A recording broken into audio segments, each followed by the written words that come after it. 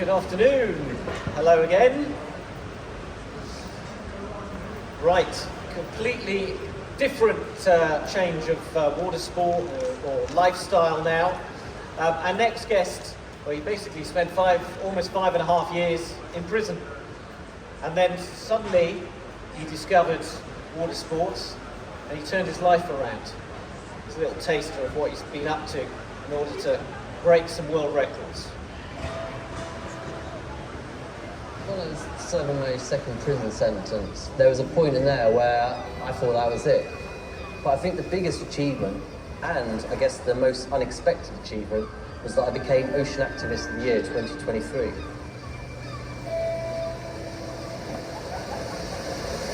Ladies and gentlemen, David Haze. Cheers, guys. Thank you. Oh, hello. Hiya, thank you for having me. Hello.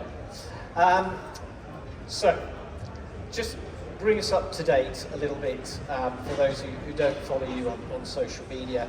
The last couple of years have been interesting, to say the least. Yeah, so I spoke here about 2 years ago, which was great. I was just sharing my story, and as a paddleboarder, as we just briefly said about that, unfortunately I went to prison.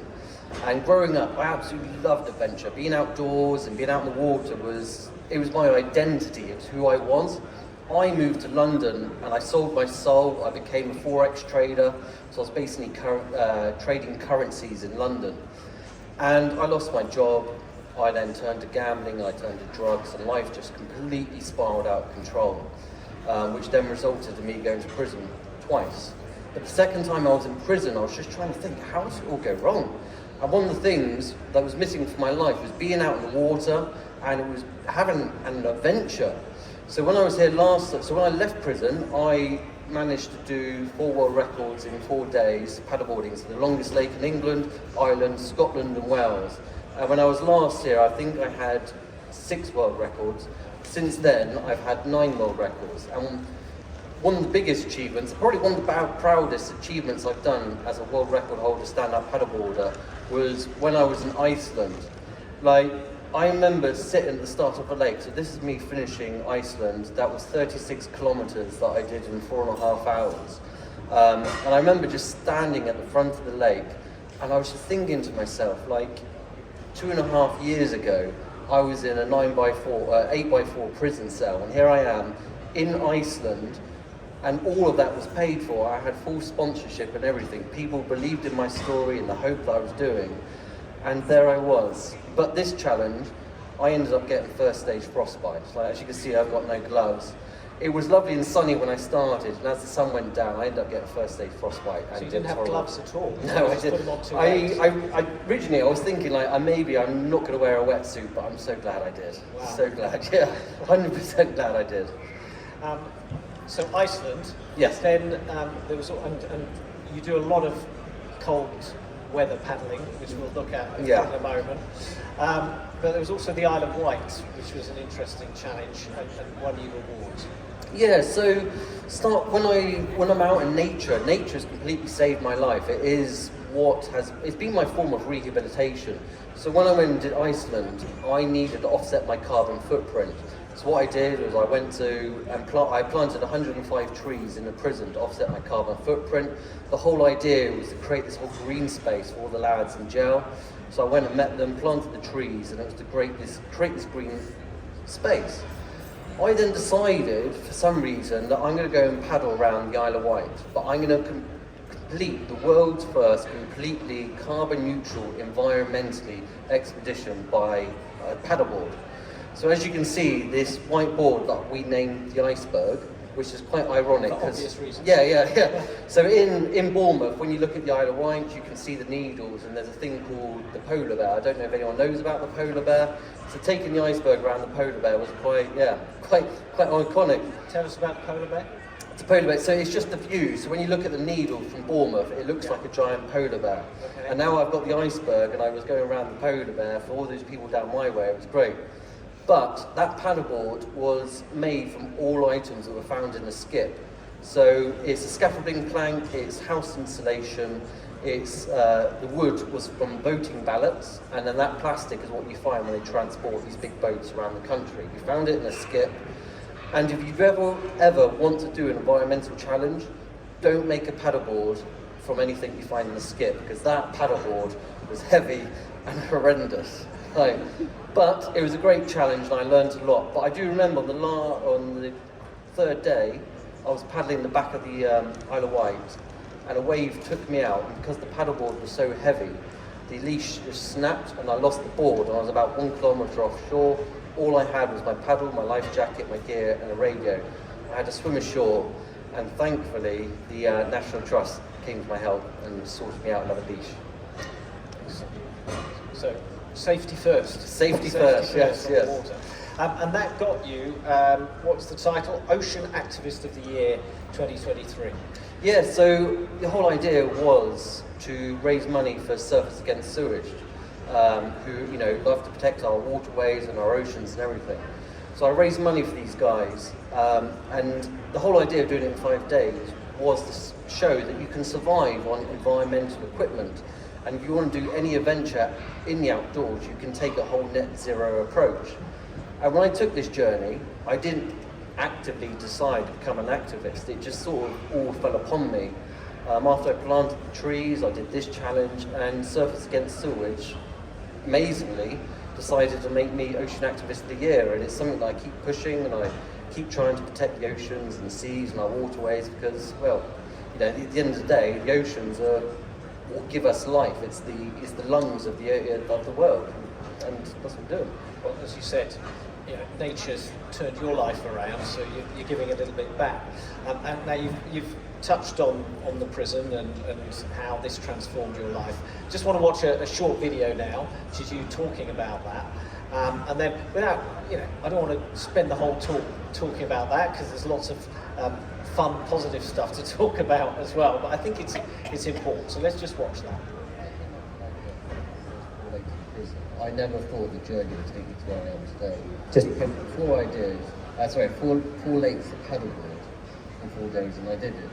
And suddenly, what I was learning about myself was better than any rehabilitation program that I've been on in prison.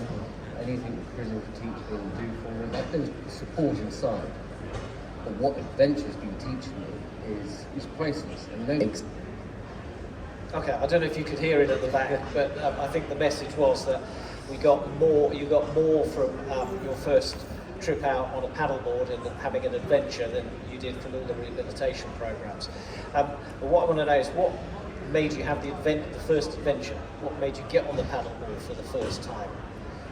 I live in Bournemouth. I live in Poole Harbour, so my whole life has been based around the water. I was a national champion sailor growing up, and I just love water. I remember I love surfing. We couldn't surf in Bournemouth, so I took the paddleboard, and I just loved the sense of freedom that paddleboarding used to give me, and and to help others as well. When I moved to London, I completely lost touch with all of that, with the water, with everything.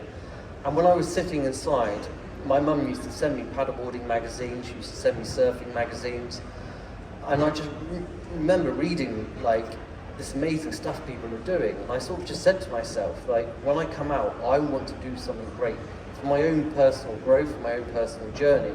So I decided to paddleboard the 4 longest lakes in the UK and set 4 world records. And suddenly, with this idea, it just gave me hope, it gave me purpose, and it gave me drive. And that's what adventure does. It just teaches me so much about myself, and it just gives me purpose in life. I try, with part of my message, that I want to try and encourage others to reconnect themselves through adventure, because you can learn so much. I'm not going to lie, every time I undertake one of these adventures, I want to quit. I get in a few hours into them and I want to quit. But when I can face those demons and those niggling thoughts in my head, and I can shut them down, I learn so much about myself, and I become such a more powerful human being, and that's what I try to encourage in others. I'm not saying that you have to go and paddle 200 kilometers or do a massive endurance event. It's just about getting outside and just learning a little bit about who you are. I remember a couple of years ago I gave a talk, and a woman came up to me And she said, you know, I've got a husband, I've got 2 children, I've got a full-time job. How can I have an adventure? And I just said to her, like, just go out into nature with your children, with your husband, and make a fire. Like, learn how to make a fire properly, and that is an adventure. You like the core memories and that you're teaching your children.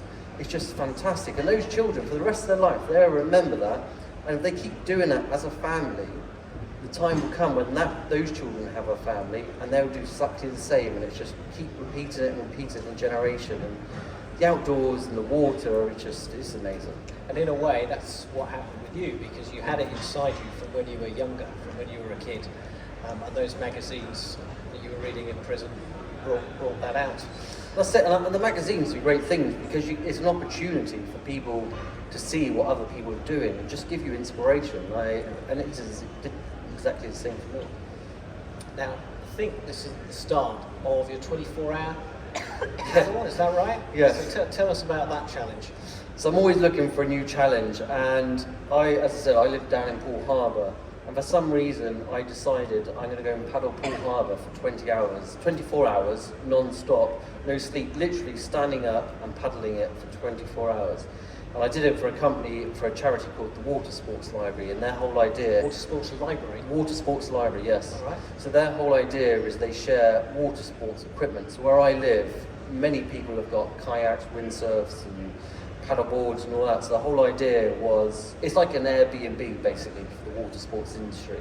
So I raised the money for these guys, and I did get very delirious whilst I was doing it. There you are. Yeah, you can see it again. Paddling into the sunset. That's it, Poole Harbour. It looks lovely. Yeah, no. So I started at 4 p.m. and I finished at 4 p.m. So this is right at the start, and it looks lovely. But about 2 in the morning, I was losing my mind. How did you keep your mind? What were you doing? What were you thinking about? And how did you eat? Was it just what's in your backpack, or was there some So I carried it back, then 12 hours later I had to refuel, put some more fuel into the little backpack that I've got there. It's my life jacket. But I've done enough of these endurance events to know that I want to quit when I'm doing it. And I've now developed some skills to stop me from, stop quitting and overcoming these fears. And I think in any area of your life, you've really got to push yourself. And when you push yourself, that's when you know your true character, what you're capable of as an individual and what you can achieve. So everything I learn about myself on that water, I can then take off the water, and if I come across any struggles in my everyday life, then I know I've now got the power to overcome those struggles. And that's what being outdoors, and that's what the whole power of adventure does for you. So give us some tips when you want to quit. How do you overcome that? So the best tip I've got, there's a guy I love called David Goggins. So he was an ex-Navy SEAL. I don't know if anyone's ever heard of him. He's big on social media. And one of the things he says is when you really, really want to quit, that's only 40% of your body. That's your mind just saying that you want to quit. You've usually got another 60% in your tank to keep pushing. And it's just realising that when you want to quit, that's just your mind telling you that you need to quit, you want to quit. You've still got another 60%. So in any area of your life, just keep pushing, keep pushing, keep pushing. And on Monday, next week, I'm starting at 4 o'clock on Monday, 4 p.m. I'm going to go and paddleboard in the same area. So I'm going to go and do 4 miles every 4 hours, 48 hours, which is, I think, equates to about 2 marathons I'll be paddling. So it's about 3 hours sleep in between each break. But it was David Goggins' concept to go and do it, and I'm raising money for Dorset Mind as well. So a lot of your work is around charity and raising money for mental health charities. Mainly mental health, yes. So I've now become a representative for Service Against Sewage because the sea and everything's protected me or saved me. And I'm an ambassador for Alliance of Sport. And I do a lot of work for Dorset's Mind as well, and it's all about sport and mental health because they're such powerful things that I need help with. Right, high altitude paddling. Where are we here? So I don't see you there. No. So this is the Pyrenees Mountains. So I decided one day, instead of going quickly that way, I'm going to start going up. And I went and did the highest lake in Wales, which was about 600 metres, and I loved it. I realised my board was too heavy, so I then went and met a company called Coco Pelli, who do the lightest paddleboards in the world. And then suddenly I've got 9 kilograms of a paddleboard on me, and I decided to go to the Pyrenees Mountains and paddleboard the highest lakes in the world.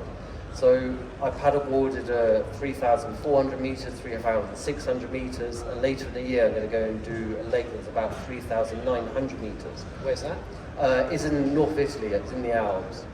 But what's great about it, I mean, it was literally just a stupid idea that I've got, and I've done quite a few interviews with magazines and stuff, and they've started calling me the pioneer of high altitude paddling, which I'll take. Yeah. And how's it different? There you go, yeah, this is one of the lakes, yeah, it's lovely. It's the air, like, obviously, I'm trekking about 15 kilometres to the lake, and I'm trekking 15 kilometres down.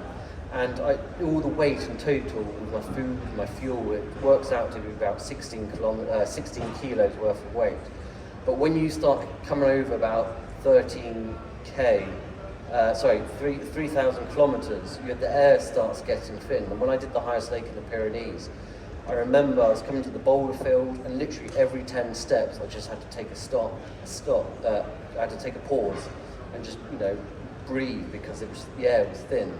The idea and the goal is to eventually go to South America, and I'm going to paddleboard the highest lake in the world, which I think is 6,900 metres or something like that, which will be interesting, yeah. Barely breathe at that Yeah, level. you can't, that's it, yeah. I mean, I was struggling there, but we'll see how it goes. There we go. Now, these are drone photos? These are the drone photos, yeah. Is someone come with you to fly the drone, or are you also flying a drone whilst paddling? So, the majority, about 80% of the lakes I've done, I have an adventure friend who's come with me, who was in that video of me talking. But when I did the highest lake in the Pyrenees, I was on my own, and I flew my drone myself. And it is quite hard to walk up high and paddle with a drone. That's it, without it crashing. Yeah. So you were talking about your paddleboard. Yes. Is that it? So this is the Coco Pelli. This is the lightest paddleboard in the world. It comes in at 9 kilograms, and it's specially designed to go to random locations, up mountains, and they do kayaks as well. So if anyone's interested in kayaking or paddleboarding, they're a great one to meet up with and check out their products. But it's super lightweight, and they're just a really great band, and it's quite durable as well. Also, That's in Dorset. That's down on my beach. I literally live around the corner from there. It's lovely. I recognised it. And then it packs up into that. No, so this is the highest lake in Wales, which was North Wales. Are you soaking wet? Yes, I am. So I originally, when I came up with the idea to paddleboard the highest lakes, I thought I'd take my normal fat stick board, which is really heavy. It's about 18 kilograms. And as you can see, that I am wet because of the weight. And I did this, and when I came down off the mountain, I was like, I can't do that again. So I managed to find that Coco Pelli we saw in the other photo, and that's just been so much better for me, especially weight-wise and everything. So, just what can we expect from you then over the next, 12 months till we see you here next year? Yeah, so this year I've actually managed, so I was released from prison in April 2020, and from there I've achieved 9 world records. Last year I became Supman of the Year, I became Ocean Activist of the Year. I've just released a paddleboarding film which won Best Paddleboarding Film as well. And through where's that? Where can we watch that? So it's the Paddling Film Festival World Tour. So if you go on Google, Paddling Film Festival, you'll be able to find it. And through all that hard work that I've done in the last 3 years, and just keep grinding and grinding, I managed to become a full-time professional adventurer now. So my plan is that every month I'm going to go and attempt a big challenge. So on Monday I'm doing my 4 miles in 4 hours for every 48 hours. Next month I'm talking up here for another event, so I'm going to paddle here from the south coast. I'm going to go across the Adriatic Sea to be the first person to paddle that. I've got the Caspian Sea, I'm doing the highest lake in Europe, Dorset coast. But the biggest one that I'm doing is I'm going to attempt 33 world records on 33 lakes in 33 countries in Europe in 66 days, and Wow. yeah, like I'm really excited for that. Really When's that excited. going to be? The idea is hopefully we're going to get out in September. Wow. Yeah. And how are you going to cover that? Are you going to like? So we got a crew coming with you, a film crew? We've or- got a film crew, so the people that filmed the documentary for the Isle of Wight and won the award for, they're going to come out with me. And we've got a few people talking with us to hopefully get it out on national TV, which would be awesome. Sounds great. Well, Yeah. best of luck. Thank you very much. Best of luck, ladies and gentlemen. David Haze. Cheers. Thank you very much. Thank you. And I think in about 10 minutes' time we're going canal boating again. So come back for that. Thank you.